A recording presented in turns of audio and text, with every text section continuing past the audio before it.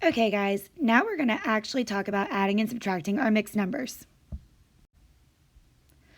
The first thing we're going to do is we're going to change both terms to improper fractions.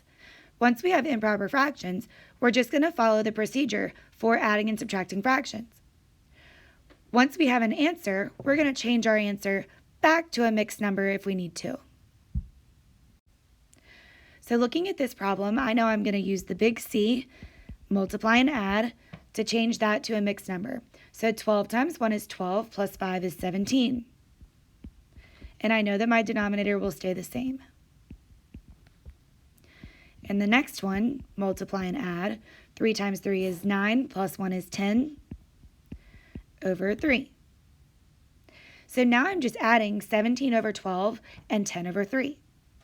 I'm going to use the multiples method for this one because I don't really want to work with 120 because that's a large number. So we're going to use the multiples method, which means I'm going to list out the factors of 12 and 3.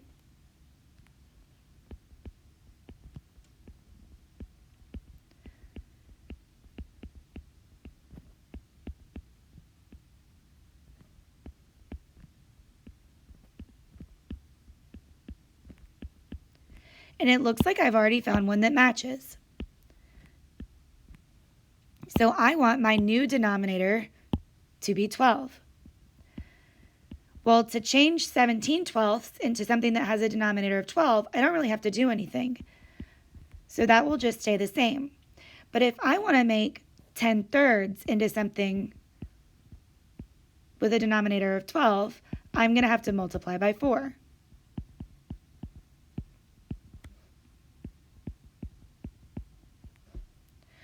Now, because they have the same denominator, I can add them together. I know that 17 plus 4 is going to give me 21, and my denominator will stay the same. Now, this answer might be all that you need to do. However, it's an improper fraction, so it's likely that I'll have to change it to a mixed number. Now, remember from the review, to change it to a mixed number, I'm going to divide the top by the bottom. So 21 divided by 12. I know that that can fit once. I multiply back and then subtract. So I have 1 with a remainder of 9. Well, remember, this whole number becomes the whole number in my fraction. The remainder becomes my numerator, and I keep the original denominator. So 1 and 9/12 is my answer in mixed number form. So really, when we're adding and subtracting mixed numbers, the biggest thing is remember to turn them into improper fractions first and back to a mixed number at the end. The middle part is just adding and subtracting fractions like we normally have. So let's do some practice. I want you to try these problems on your own, and then we'll go over them. So let's go over this first one. 2 3/4 plus 1 1/5. The first thing I have to do is change them into improper fractions. So 4 times 2 is 8, plus 3 is 11. 5 times 1 is 5, plus 1 is 6. And for this one, let's use the butterfly method to add those together.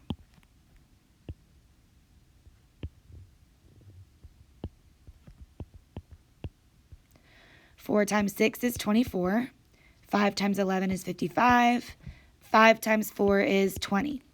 So I'll have 55 plus 24 over 20. And that's going to give me 79 over 20. Now this is an improper fraction. This answer is mathematically correct, but my multiple choice answers, if it's a multiple choice question, might have me changing it to a mixed number. To do that, I'm going to divide 79 by 20. I know that 20 can fit into 79 3 times, 20, 40, 60. If I were to go to the fourth time, that would be too much. 3 times 20 is 60.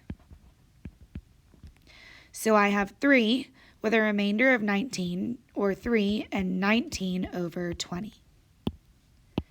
And that would be my answer as a mixed number. Now try that second one, and then we will go over it. All right, so just like the last one, we're going to change these to improper fractions. 3 times 2 is 6, plus 1 is 7. 3 times 2 is 6, plus 2 is 8. And these denominators are small, so again, we can use the butterfly method if we want. You can also use the opposite denominator method. So let's use that opposite denominator.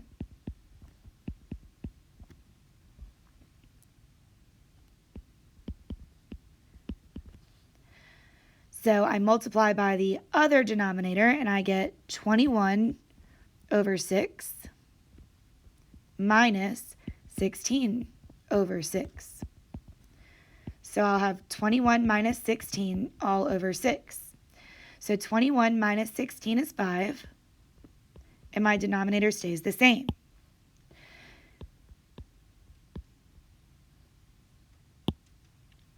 Now this fraction doesn't have to be changed into a mixed number.